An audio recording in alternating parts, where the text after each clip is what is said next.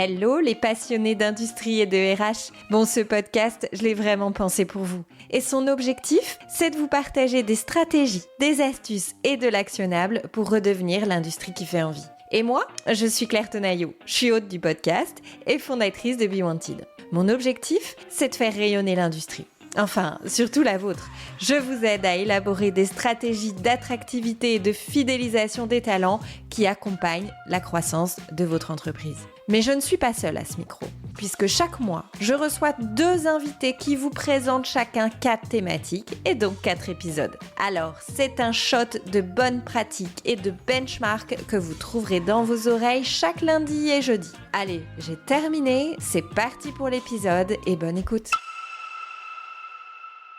Bonjour Aurélien, comment vas-tu? Très bien, bonjour Claire. Bon, écoute, je suis très heureuse de t'avoir aujourd'hui. On va parler de plein de sujets passionnants. Tu connais la routine ici, comme d'habitude. On commence par 3 questions. Tu réponds de manière la plus spontanée possible. Donc, qu'est-ce qui t'anime? Qu'est-ce qui te révolte? Et qu'est-ce qui te fait peur?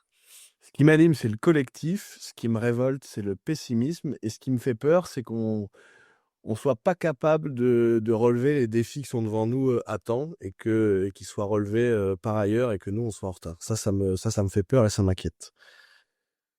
Et de ces défis, de quel type de défis? J'imagine que tu as des défis en particulier en tête? Bah, il y en a plein, mais comme on est là pour parler d'industrie, je pense que réindustrialiser notre pays et retrouver une certaine autonomie, une certaine souveraineté, ça me paraît important. Et donc, je pense qu'il faut qu'on arrive à innover, à rendre le secteur attractif. Et il y a une concurrence tellement forte qu'on est obligé de remonter les manches dès maintenant. Et j'espère qu'on sera au niveau et à temps. Et alors justement, forcément, on va parler d'industrie. Ici, on est sur l'industrie qui fait envie, donc je te retourne la question. C'est quoi pour toi une industrie qui fait envie? Pour moi, une industrie qui fait envie, c'est une industrie qu'on comprend et c'est une industrie qui répond aux vrais besoins des gens. Et je pense que nos industriels, en tout cas en France, sont vraiment dans cette dynamique-là.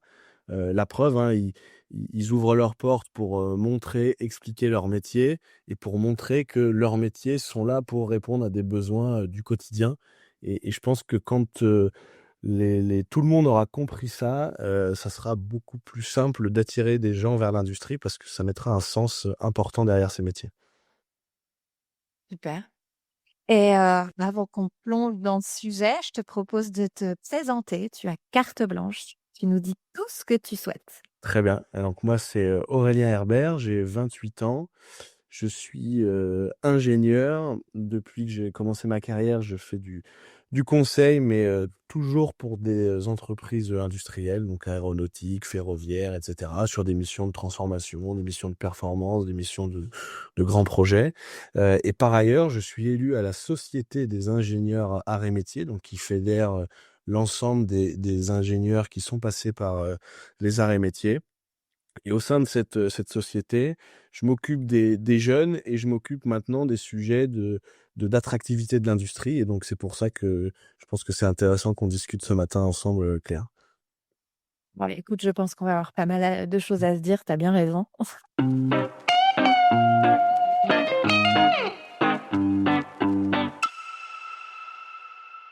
Ce que je te propose, c'est de poser un peu de contexte avant qu'on enchaîne sur notre échange de passionnés et qui sera très certainement passionnant. Juste une petite pause avant de commencer. Merci à nos auditeurs parce que vous êtes de plus en plus nombreux. On a une croissance assez folle en ce moment sur le podcast. Donc, merci pour votre fidélité.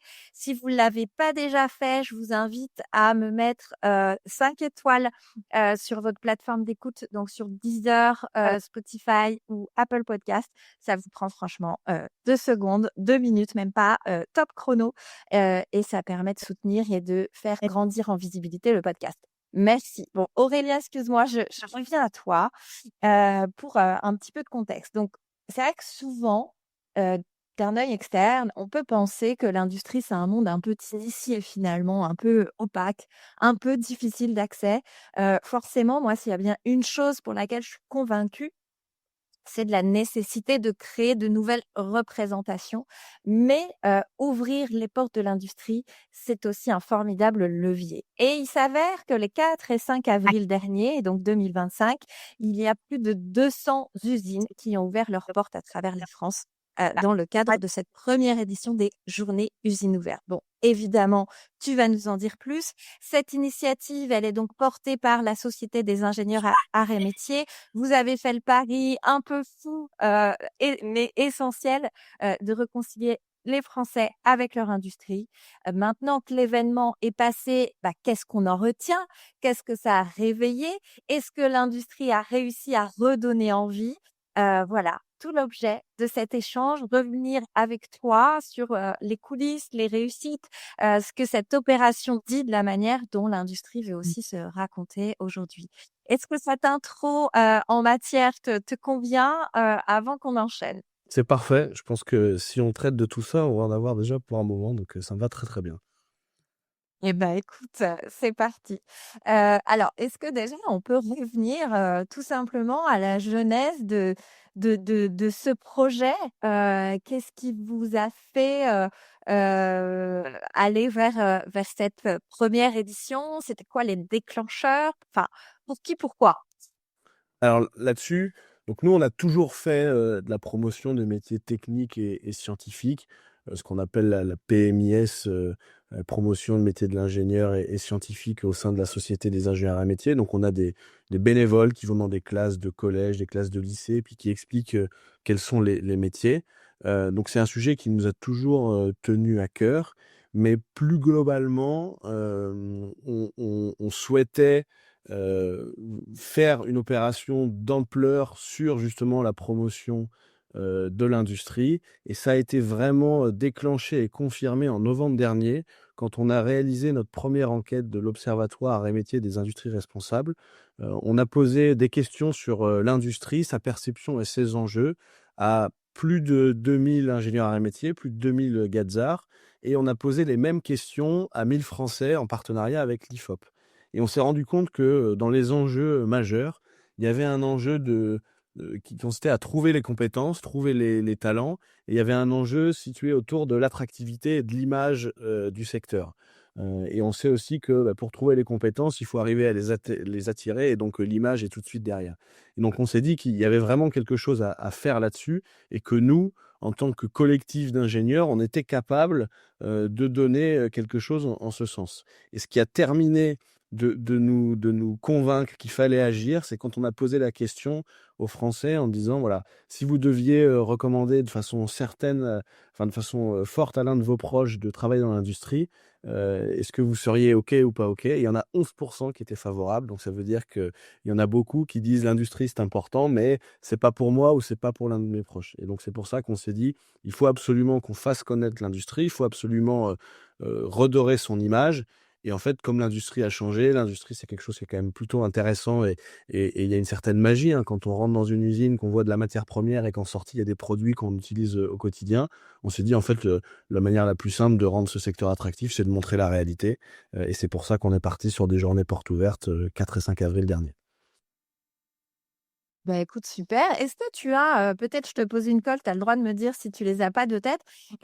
Moi, je vous suis un peu, obsédée de la mesure. Est-ce que tu as d'autres chiffres peut-être intéressants à ressortir? Encore une fois, si tu les as pas de tête, c'était pas une question préparée. Donc tu as le droit de me dire: «Non Claire, je n'ai absolument rien en tête».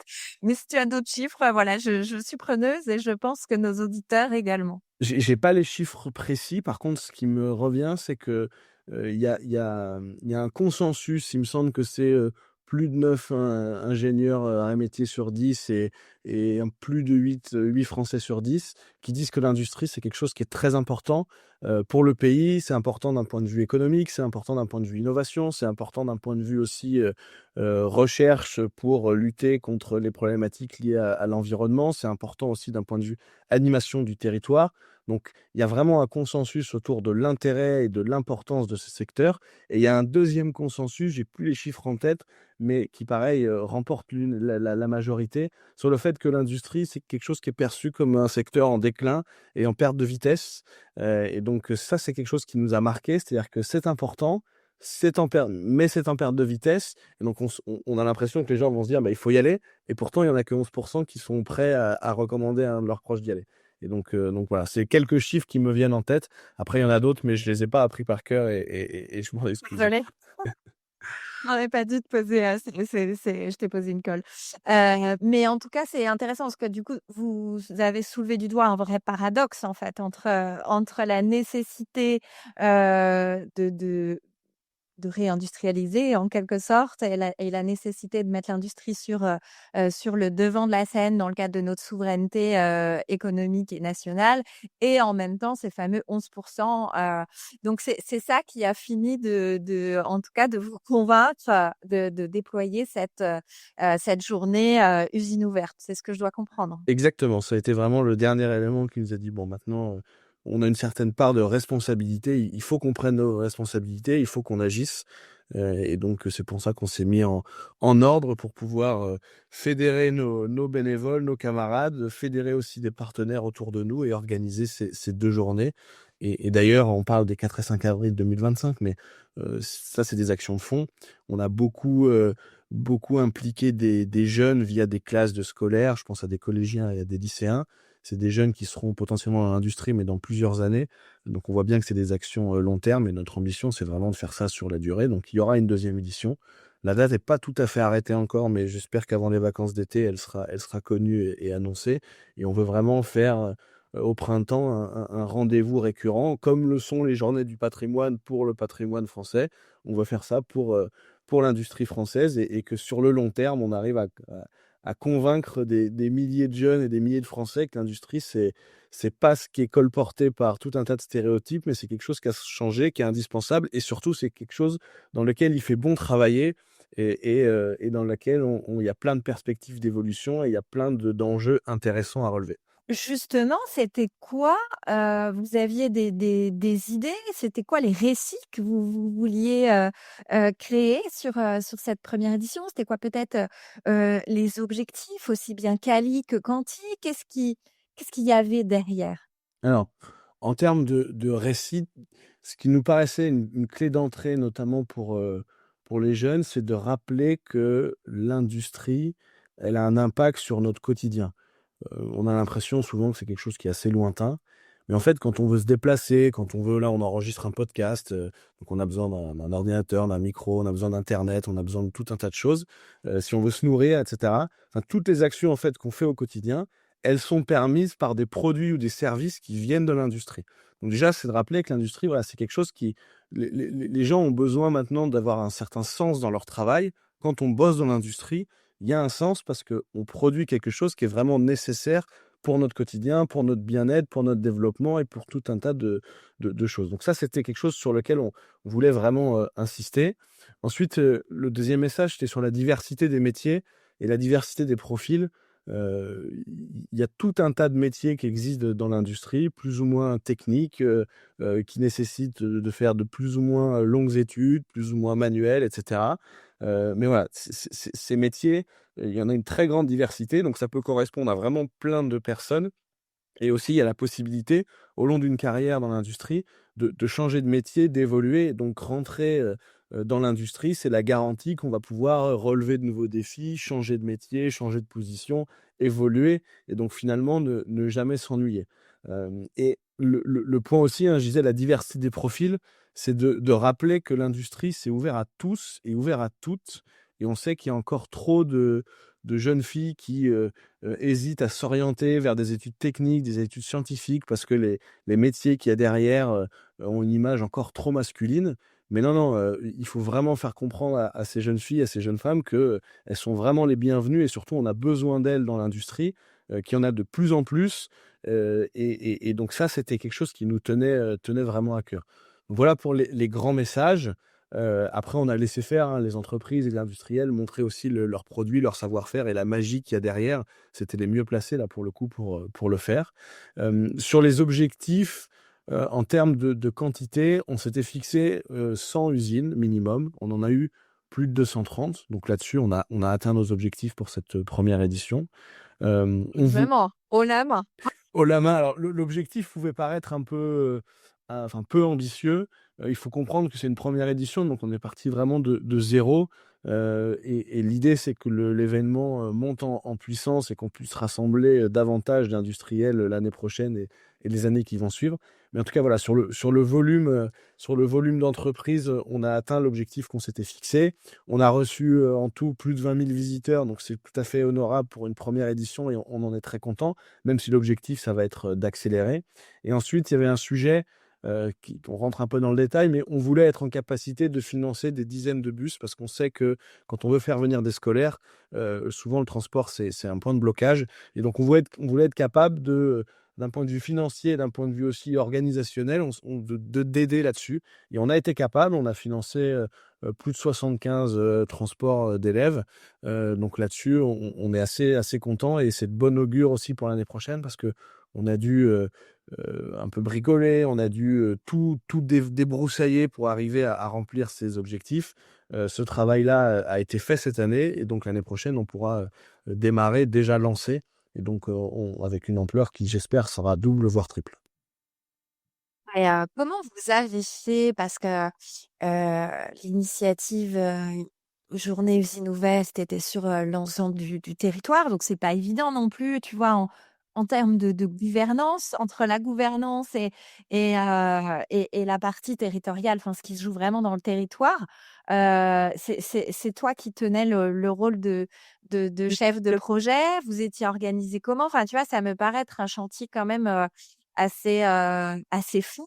Est-ce que tu peux nous partager peut-être un peu, voilà les coulisses de l'orga? Peut-être aussi ce que vous en retenez, que vous ferez, différemment au mieux, ou peut-être que c'est un peu tôt? Parce que mine de rien, 4 et 5 avril, on enregistre là, on est le 28 avril, donc vous avez peut-être pas fini votre rétexte non plus, mais qu'est-ce que tu peux nous partager, là-dessus? Alors là-dessus, sur le ton de l'humour, mais pas vraiment. Et d'ailleurs, ça rejoint un peu un de mes 3 points là, enfin 2 de mes 3 points d'ailleurs, que j'évoquais au début. Il y a un truc qui est pas tout à fait ingénieur, mais qu'on a fait, c'est qu'on n'a pas fait d'étude de faisabilité. Parce que si on avait fait une étude de faisabilité, on n'aurait rien fait parce que c'était clairement, pas faisable, sur le papier. Donc on est parti un peu à fond, tête baissée, et on a Mieux pu vaut fait que parfait, quoi. exactement, et on a pu compter sur le collectif qui est une des grandes forces, hein, des ingénieurs arts et métiers et c'est vraiment le collectif qui a fait que ça a fonctionné. On a, une équipe, à Paris et que je pilotais, une équipe très restreinte, qui a travaillé, jour et nuit sur le projet pour pouvoir, écrire, enfin monter le discours, le dispositif, créer les outils et cetera. On s'est fait accompagner par une agence de com et je vais les citer, hein, Adrenaline qui nous a vraiment, vraiment aidés et qu'on fait preuve d'un bel engagement et surtout d'une adaptabilité, très importante et qui était nécessaire à ce projet-là.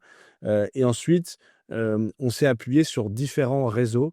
Donc on avait une équipe qui pilotait à Paris et on avait tout un tas de réseaux. Le nôtre déjà, on a des ingénieurs arts et métiers partout sur le territoire qui sont d'ailleurs, réunis, en groupes professionnels par secteur d'activité ou en groupes territoriaux par, localité, géographique et donc ces, différents groupes ont été le relais, de ce projet, ont, contacté, des industriels pour les convaincre d'ouvrir leurs usines. Ensuite, ils ont contacté des établissements scolaires pour, les convaincre d'emmener leurs élèves.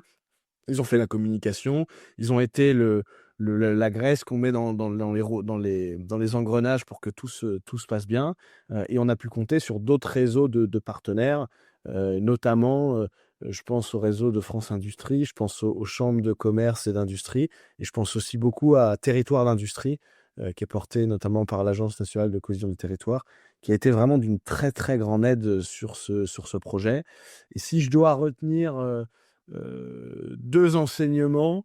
Il y a un enseignement qui est qu'il y a beaucoup de choses qui se font quand même à la dernière minute. C'est-à-dire que si on veut réussir, il faut anticiper au maximum. Mais il y a un tas d'impondérables, notamment sur la couverture médiatique, les inscriptions du grand public, et cetera, qui se jouent vraiment dans les dernières semaines, voire les derniers jours. Et le Ouais, deuxième sujet. la partie campagne vraiment où faut rien lâcher, quoi. Exactement, exactement. Ça a été on a réussi à faire venir, qui était un de nos soutiens d'ailleurs, le ministre Marc Ferracci, chargé de l'industrie et de l'énergie sur une visite.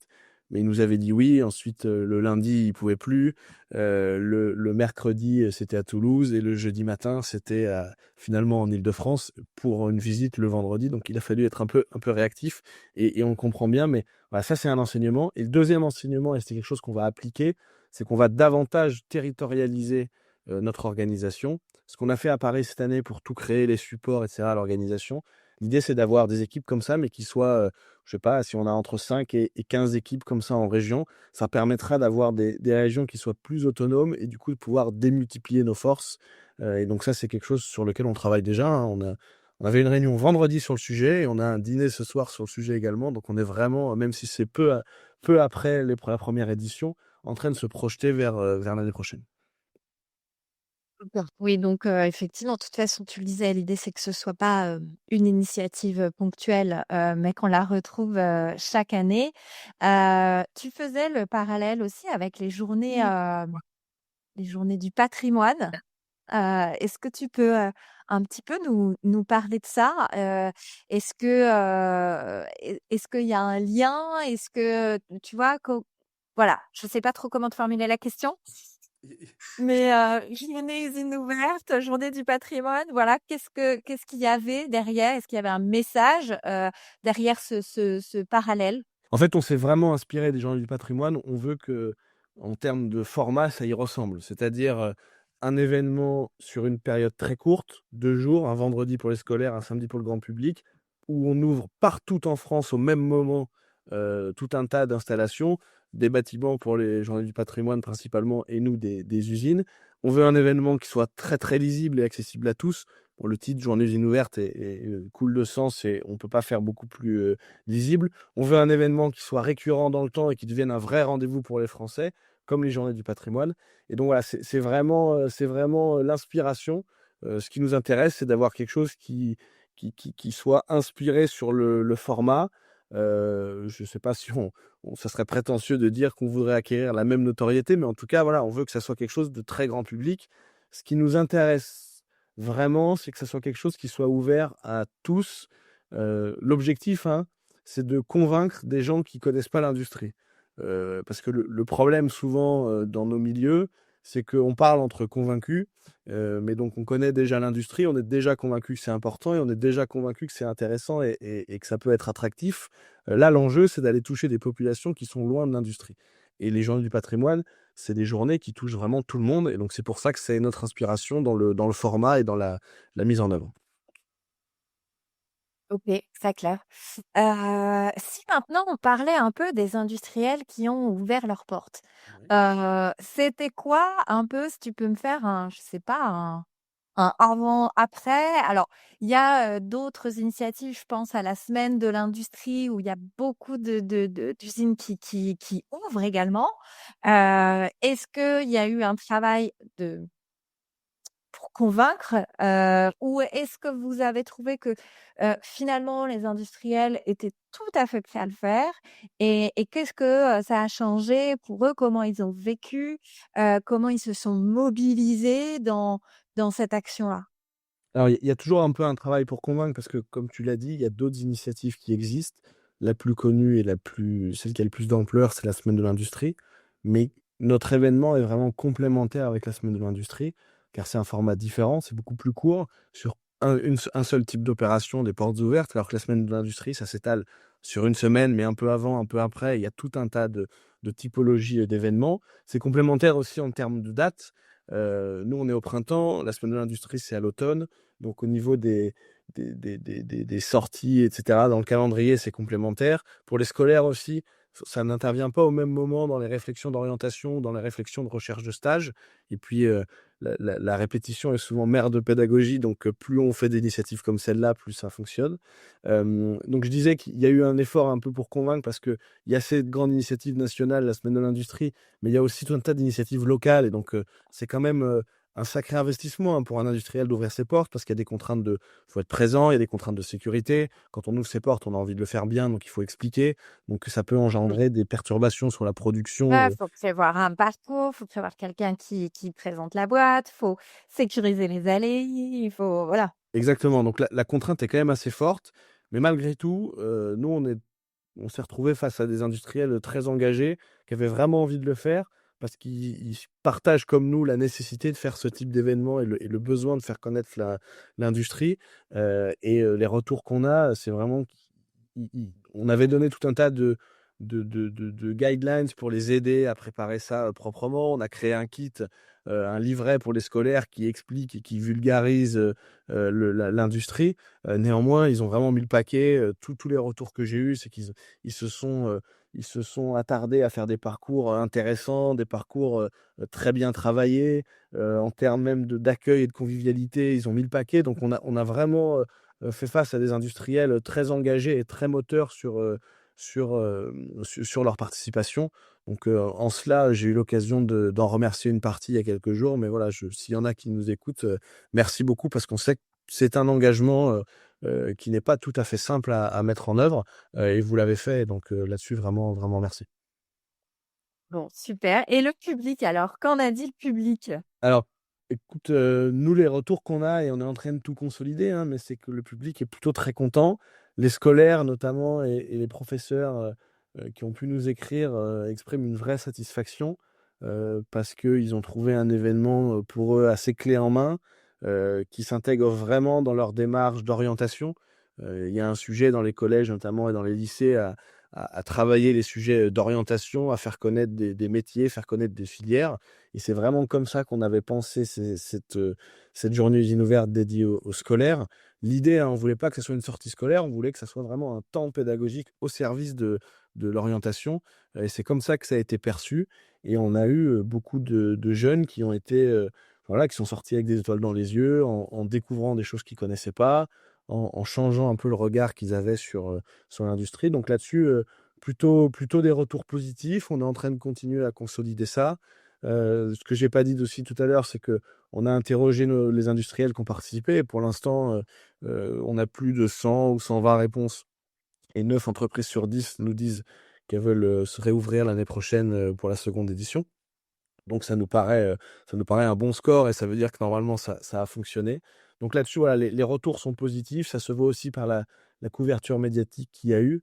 Donc nous, ça nous encourage à continuer et à monter en puissance pour l'année prochaine. Justement, tiens, si on parle de la com, des médias, bon, c'est vrai que c'est un sujet, pour l'attractivité de l'industrie au sens large. Je pense que les fois, en tout cas par le passé, parce qu'aujourd'hui ça va beaucoup mieux, on avance, on progresse. Auparavant, on parlait beaucoup de l'industrie quand ça n'allait pas, quand il y avait des piquets de grève ou une fermeture, ou tu vois, pas forcément toujours bonne presse. Pour autant, on sait très bien aussi que créer des nouvelles représentations, ça passe aussi par la communication. Est-ce que, ça a pas été là aussi cette initiative, un beau moyen justement de créer une nouvelle couverture médiatique, tu vois? Qui renvoie à un reflet positif d'une industrie qui est aussi, accueillante, et pour toi, quelle est la place de la com dans l'enjeu de l'attractivité? Enfin, je te pose plein de questions en une, mais, je pense que tu as compris l'idée. Je vais essayer d'y répondre. Non, je suis d'accord avec toi, c'est très, très, très important. Souvent l'industrie, c'est quelque chose qui est pas tout à fait couvert, hein. Heu, Quand on a fait la conférence de presse pour présenter l'observatoire en novembre dernier, donc on a contacté un certain nombre de journalistes et on discutait un peu avec eux, et souvent c'est des journalistes qui sont économiques et cetera, mais il y a peu de journaux où il y a des services industrie. Il y en a qui nous disaient: «Bah, là on a relancé un service industrie», mais avant c'était même pas, voilà, il y a eu des années où c'était même pas un service en tant que tel, c'était noyé dans la masse, alors que bon, l'industrie, c'est quand même, alors certes, en part de PIB, ça a fortement, diminué, mais c'est quand même quelque chose qui est vraiment important pour notre pays. Donc on sent que c'est pas quelque chose qui attire forcément beaucoup les journalistes, même si c'est en train de changer et ça, c'est positif.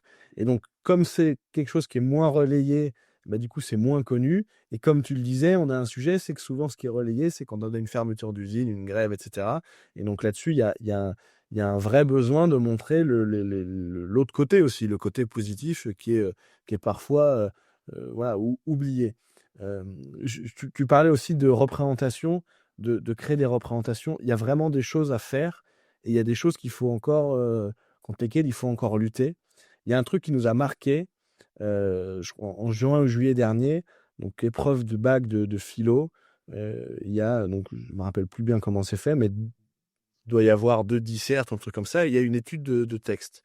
Et le texte qui était proposé, c'était un texte de la philosophe Simone Weil, et qui parle de son expérience il y a quelques dizaines d'années dans l'industrie, notamment l'industrie automobile. Et vraiment, c'est un texte qui exprime à quel point c'est effroyable de travailler dans l'industrie, etc. Et en fait, voilà, on a donné à lire ce texte-là à des milliers de jeunes qui ont entre 16 et 18 ans, qui passent leur bac. Et je suis pas sûr que ça soit le meilleur moyen de lutter contre les différents stéréotypes qui sont portés sur l'industrie.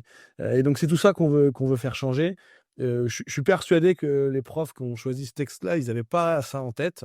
Néanmoins, il faut que quand on voit ces choses-là, on puisse l'alerter et qu'on mette de l'énergie pour faire des représentations de l'industrie qui soient positives. Et une représentation de l'industrie qui est positive, c'est pas mentir, hein, c'est pas créer quelque chose d'artificiel. La preuve, nous, on a fait un pari simple, c'est de montrer la réalité. Ok, vous connaissez pas l'industrie, vous en avez une mauvaise image. Bah, venez dans les ateliers, venez dans les usines, vous regarderez, vous jugerez par vous-même et vous vous ferez une conviction. Et les retours sont positifs. Alors, tu vois, tu parles, justement beaucoup des scolaires. Est-ce que vous avez ciblé des classes en particulier? Tiens, j'ai pas pensé à te poser la question plus tôt. Désolée, c'est un peu décousu. Mais est-ce que ça ciblait, je sais pas, plutôt les 4e, 3e? Est-ce que, enfin, parce qu'en même temps, la philosophie, c'était vraiment que ce soit très grand public. Comment vous avez géré ça? Alors, ok, il y avait 2 journées, hein, pour bien expliquer. Ouais, Il y avait vendredi 4 et samedi 5. exactement, ouais, le vendredi, c'était dédié aux scolaires principalement et le 5 au grand public. On a dans les directives qu'on a données à notre réseau, et cetera, on a accès vraiment sur collège, lycée avec 4e, 3e et seconde vraiment ciblés parce qu'il y a des enjeux de stage, et cetera. Néanmoins, on n'était pas du tout fermé à plus large. Et j'ai des exemples d'entreprises. La RTM, par exemple, à Marseille, donc qui s'occupe de tout ce qui est métro, bus, et cetera. Ils ont reçu je sais plus, mais plus de 10 classes, un truc comme ça. Enfin, ils ont reçu de mémoire 400 élèves, du CM1 jusqu'aux classes préparatoires, en faisant les niveaux intermédiaires. Donc c'est quelque chose qui s'adresse à tout le monde. Je pense que c'est jamais trop tôt pour parler de l'industrie et pour parler des différents sujets. Quand on est tout petit, en tout cas, moi, j'étais comme ça, mais devant un truc qui a un fonctionnement, etc., on est toujours un petit peu interloqué. Donc, je pense que c'est jamais trop tôt pour en parler. Et c'est non plus jamais trop tard parce que on a, par exemple, voilà, moi, j'ai fait une école d'ingénieur. Quand on regarde les chiffres, ceux qui sortent des écoles d'ingénieurs, il y en a beaucoup qui ne s'orientent pas vers l'industrie, alors qu'ils ont fait tous les choix d'orientation qui vont dans le bon sens pour aller dans l'industrie. Et in fine, il y a quand même un taux d'évaporation qui est important. Donc voilà, il est jamais trop tôt, il est jamais trop tard. On avait ciblé collège-lycée, mais en étant ouvert à d'autres classes et d'autres niveaux se sont déplacés le vendredi 4 avril. Donc, comme Muriel Pénicaud, disait, l'orientation commence dès 3 ans, à la maternelle. Non, excuse-moi, je m'égare. Pardon. Non, Heu, mais je pense que c'est vrai. Un truc, moi, je regardais beaucoup C'est pas sorcier quand j'étais petit, comme ouais, c'était top. Ouais. et je me suis rendu compte quand j'étais en prépa et quand j'étais en école d'ingé qu'on avait tous grandi avec C'est pas sorcier. Et en fait, je pense que un truc qu'on regardait tous quand on était vraiment jeunes, petits, ça nous a éveillés sur des sujets comme ça de fonctionnement de système, de culture scientifique, et cetera. Et c'est vraiment quelque chose qui est intervenu très tôt. Et donc, je pense qu'il y a vraiment pas d'âge et il faut passer les bons messages le plus tôt possible. Oui, parce qu'en fait, derrière, c'est la notion de s'interroger, de curiosité, de tiens, comment ça marche, comment ça c'est fabriqué, qu'est-ce qu'il y a derrière. Je pense que c'est ce que tu veux pointer du doigt finalement, et que cette curiosité-là, elle s'éveille très tôt. Exactement, c'est exactement ça enfin, moi en tout cas, j'ai eu envie de faire des sciences via ce biais-là, quoi. Ouais, c'est intéressant. Un point qu'on n'a pas soulevé, bon, c'est de ma faute, hein, j'ai pas pensé à te poser la question. Comment justement vous avez réussi à fédérer le scolaire, l'éducation nationale, que ce soit, enfin pour le coup, que ce soit et national et en local, comment vous avez fait? Parce que c'est pas toujours simple, c'est un écosystème qui est pas toujours simple à embarquer.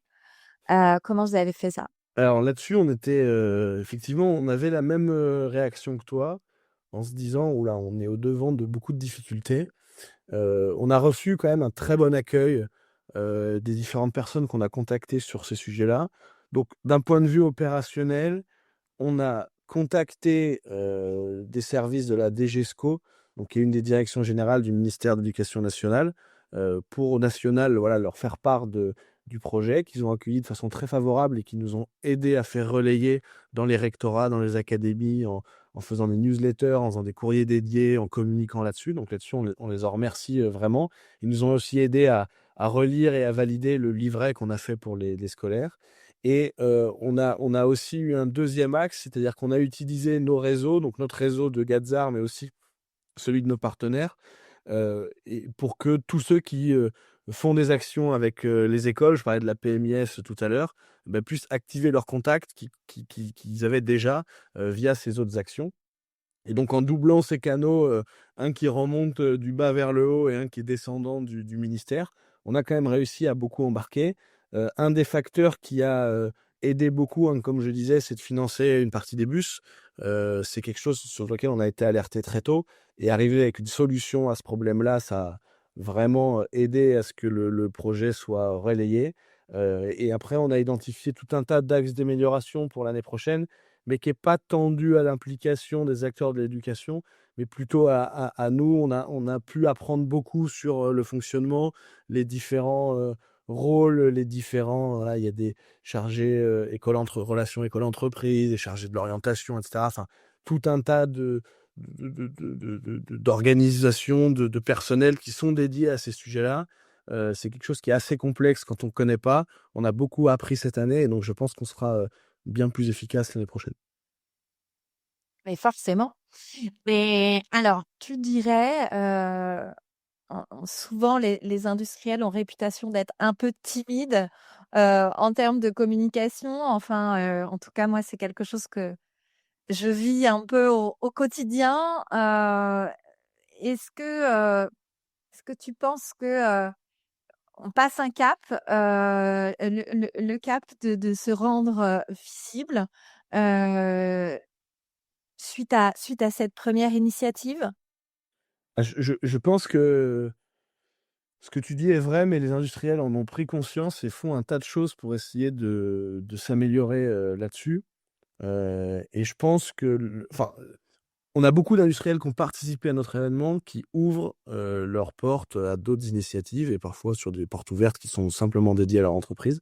L'intérêt, nous, de notre projet, enfin de nos journées inouvertes, c'est de créer une notoriété autour d'un événement national très simple à lire, comme je disais, inspiré des Journées du Ouais. patrimoine.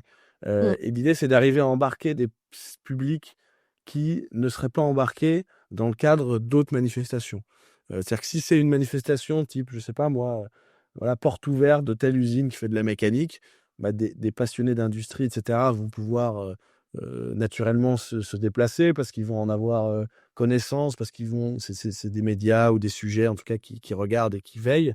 Mais le grand public, bon, va pas forcément avoir connaissance ou être attiré. En faisant quelque chose comme ça de national avec des ciblages très très larges, on pense qu'on arrive à attirer des gens qui ne seraient pas venus dans le cadre d'autres initiatives. Et c'est vraiment ça notre objectif, hein, c'est de faire venir ceux qui ne connaissent pas pour leur faire changer d'avis quand ils ont un avis négatif ou au minima leur faire connaître le secteur quand ils y connaissent rien du tout. Et alors, on vous souhaite quoi pour l'année prochaine? Et les autres années? Bah, beaucoup d'usines, beaucoup de visiteurs. Je pense que déjà, ça serait une bonne chose. On double le nombre d'industriels qui ouvrent leurs portes Ah oui, oui, l'année prochaine? j'espère qu'on double et j'espère que on pourra rediscuter dans un an et te dire que c'était pas assez ambitieux d'avoir décidé de doubler.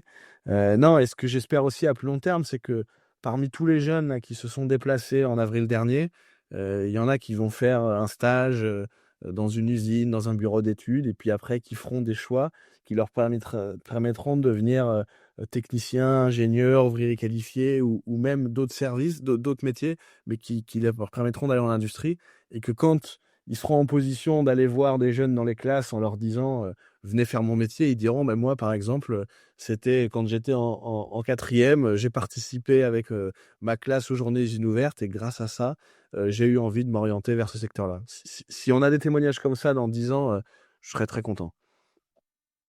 Bah, écoute, super. Donc j'ai envie de dire que, les journées usines ouvertes, m'ont donné, envie d'industrie. Eh ben, écoute, Vraiment ça. j'en suis très content parce que c'était l'objectif. Bon et ben, écoute, super.